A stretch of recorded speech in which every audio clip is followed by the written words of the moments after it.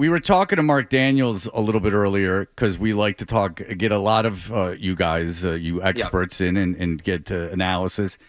And he had an interesting answer to this question. I want to get your take on it. Is, the big conversation after week one, after Monday night, is the Caleb Williams and J.J. McCarthy. Caleb Williams started that game. I mean, you should hear these Bears fans.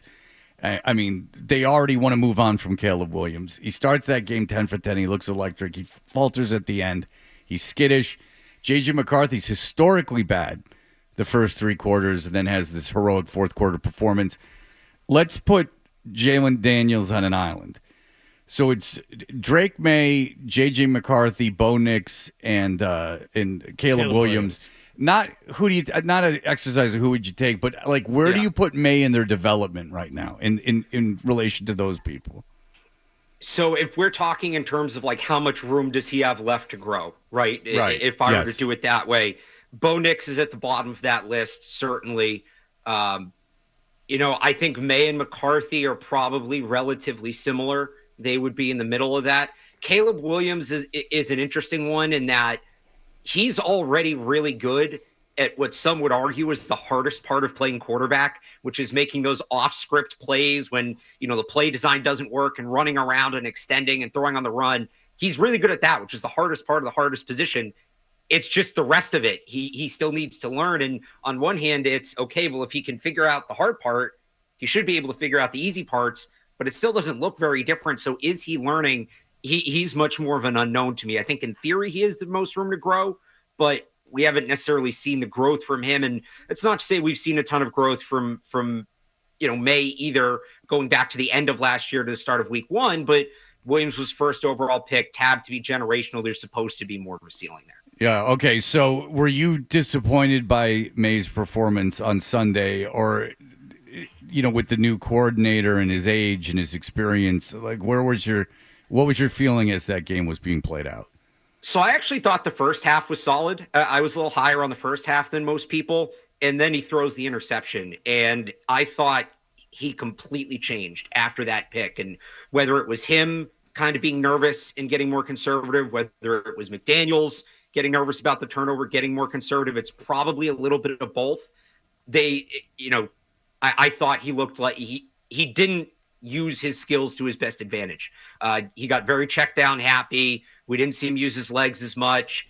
And that was the biggest disappointment to me. Something he did, I thought, really well in the summer was when he would make a mistake, and he didn't make a lot of mistakes this summer, but when he did, he would bounce back and finish the day strong. And that's not as easy as it sounds. You have to have a short memory as a quarterback. And I thought that was really encouraging. So to come out in the first game, start off well, make a mistake, and then kind of let that snowball and affect him the rest of the way, that was the biggest disappointment for me in his performance, because it's night and day pre-interception and post-interception. How long is that excuse viable, Alex? We're talking about the maturation of a quarterback that didn't have as many starts in college as some of his contemporaries. But how long is that allowed to be an excuse? Oh, he got flustered. Oh, but it's all part of the maturation process. So I can't give you an exact date. I did write about this a little bit this morning on 98.5thesportshub.com. Look, some quarterbacks are Jaden Daniels, and they come in the league, and they're awesome. And good for those guys. Some other guys take a little bit longer, even guys that go on to be high-level quarterbacks. And Josh Allen's obviously the poster child for this, but you see it a little bit with Joe Burrow. You see it a little bit with Justin Herbert, with Jalen Hurts. And even if they were, fine their first year, that leap that a lot of these guys take to get to that next level, it comes about midway through year two, anywhere from week 5 to week 9. So that's where I'm at with Drake Maye right now. I don't think he needed to play his best game of the season yesterday or Sunday to prove anything. You don't want him to play his best game of the season week 1. Mac Jones famously did that his third year against the Eagles. You want him to get better as the season goes on. But October into early November is when you want to see some signs that he's figuring it out and he's putting it together and there's growth there, because guys that don't take the jump there usually end up stagnant until you get, the Baker Mayfields and the Geno Smiths and the Sam Darnolds that have to change teams in order to hit that level. And obviously that doesn't help the Patriots. The Justin Fields of the world. Alex, I like the piece you wrote on 98.5thesportshub.com about the real or fake things that we saw from game one and how much we can expect to see them for the rest of the season. I won't spoil it. I'll let you unveil and reveal Keishon Boutte's performance. Was that real or fake? I think that was pretty real for a week one thing, and because it's what he did in camp.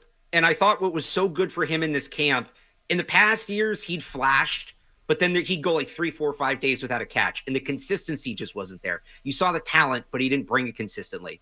This year in camp, it was, he'd have 2 to 3 to 4 catches every day, and they weren't necessarily all these deep balls, highlight catches. It was a lot of what you saw on Sunday.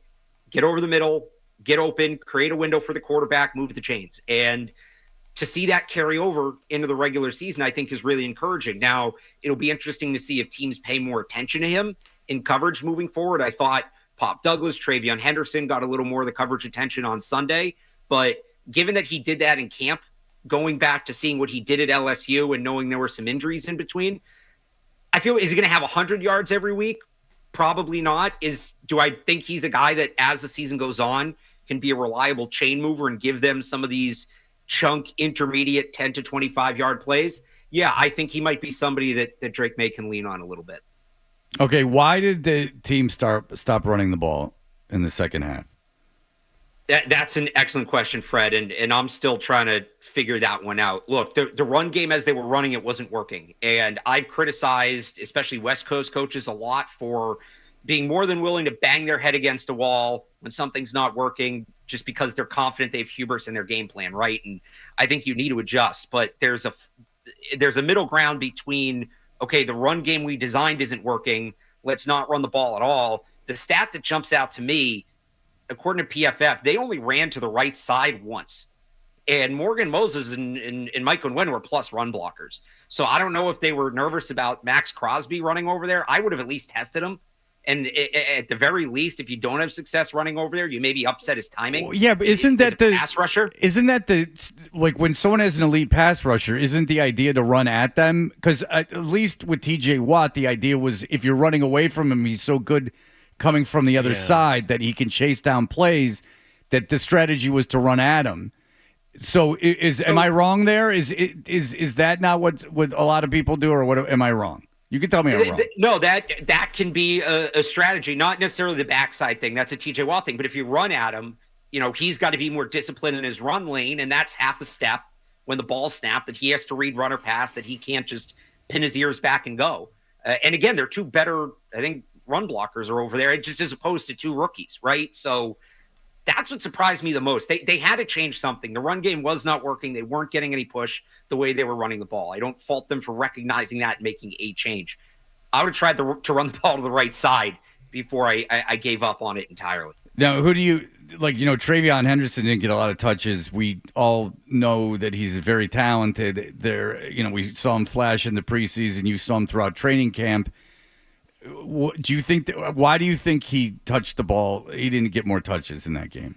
So he actually led the team in touches. It just doesn't feel like it because of what the touches were, right?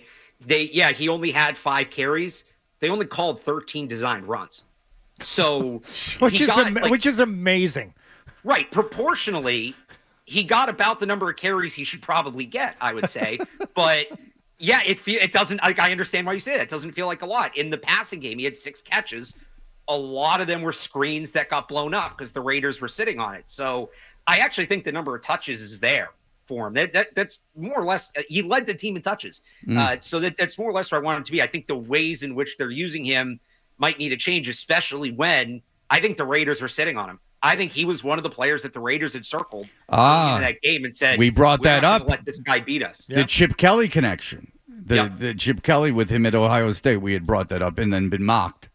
But here we are with Alex Barth, who is on the same page, which I enjoy because it's a subtle victory for us. Very, very quickly, Alex. We got him for another break. Oh, well then, I'll shush. Let's let it breathe. He was going to be in studio, but he got caught up in this traffic. I told you when I was coming to work today, it was like 3 maniacs. Yeah.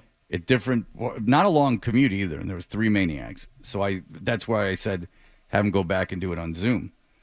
Yeah. Those maniacs might be waiting for him. You never know. That's right. I can't have him die on me. That's right. That's right. I can't have that blood on my hands. So I appreciate you looking out for me, Fred. Well, listen, I'm here, buddy. For all the latest from the Sports Hub, download the app at 985thesportshub.com.